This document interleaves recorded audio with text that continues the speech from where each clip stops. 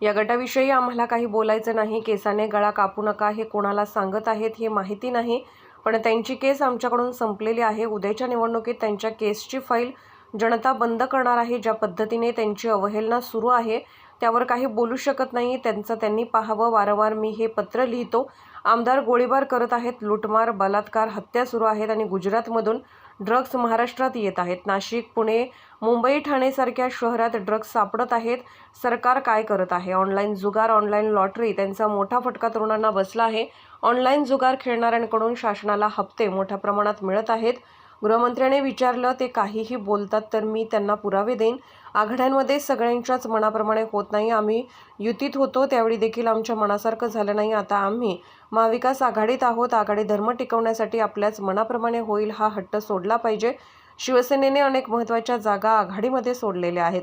प्रकाश आंबेडकरांबरोबर आमची चर्चा उत्तम झाली. काही जागांच्या संदर्भात पुढे चर्चा होईल.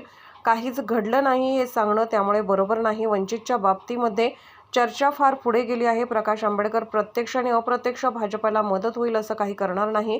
ज्याप्रमाणे मायावती करत आहेत त्यांना संविधानाचे रक्षण करायचे आहे आणि आम्हाला सुद्धा तेच करायचं आहे, म्हणून आम्ही एकत्र आहोत. काही बोलायचं नाही त्या गटाविषयी. केसाने गळा कापू नका वगैरे ठीक आहे, कोणाला सांगतायत ते मला माहीत नाही बरं का. त्यांची केस आमच्याकडनं संपलेली आहे, आम्ही त्याच्यावर बोलणार नाही. आणि उद्याच्या निवडणुकीत त्या केसची फाईल जनता पूर्ण बंद करणार आहे. आम्ही कशाला त्याच्यावर बोलायचं? ज्या पद्धतीनं त्यांची अवहेलना सुरू आहे त्याच्यावरती आम्हाला बोलण्याची गरज नाही. या क्षणी त्यांचं त्याने बघावं, पुढे बघा. वारंवार मी हे पत्र लिहितो. महाराष्ट्रामध्ये आमदार गोळीबार करतायत, हत्या करतायत, लुटमार होत आहेत, दरोडेखोरी होते, भ्रष्टाचार सुरू आहे, बलात्कार सुरू आहेत आणि ड्रग्स गुजरातमधून महाराष्ट्रात येत आहे. नाशिक, पुणे, मुंबई, ठाणेसारख्या शहरात मोठ्या प्रमाणात ड्रग्स सापडत आहे, हजारो कोटी रुपयाचं.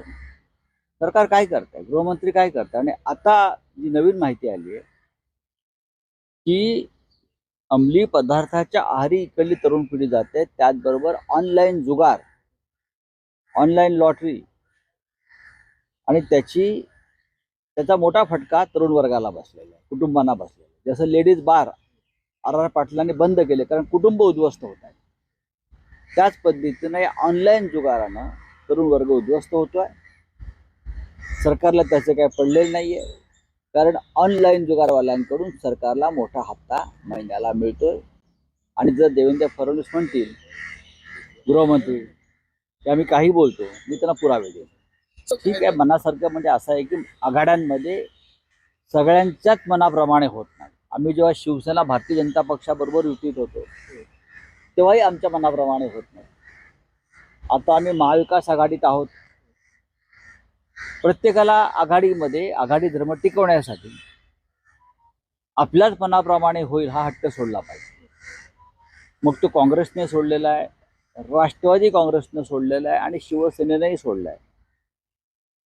शिवसेनेनं अनेक आपल्या महत्त्वाच्या जागा आघाडीत सोडलेल्या आहेत किंवा सोडते आहे, कारण महाराष्ट्रामध्ये आम्हाला एक वेगळं चित्र निर्माण करायचं आहे. प्रकाश आंबेडकर साहेबांबरोबर आमची चर्चा अत्यंत उत्तम झाली.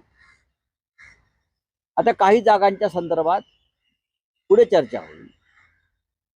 त्याच्यामुळे काहीच घडलं नाही काल हे असं सांगणं हे बरोबर नाही. म्हणजे कोणीही काल वंचितच्या बाबतीमध्ये चर्चा खूप पुढे गेली.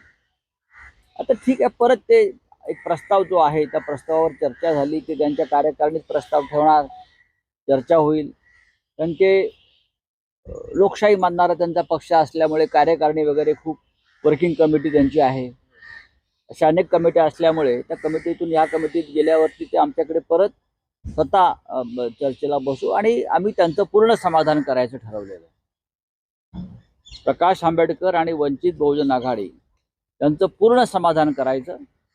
कोणत्याही परिस्थितीमध्ये प्रत्यक्ष किंवा अप्रत्यक्ष प्रकाश आंबेडकर साहेब हे भारतीय जनता पक्षाला मदत होईल अशी भूमिका घेणार नाही.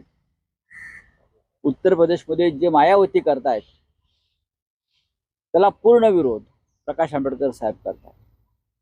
त्यांना या देशात हुकुमशाहीला खतपाणी घालणारं मोदींचं राज्य नको आहे. त्यांना संविधानाचं रक्षण करायचं आहे आंबेडकरांना. आणि आम्हालाही तेच करायचं आहे, म्हणून आम्ही एकत्र आहोत.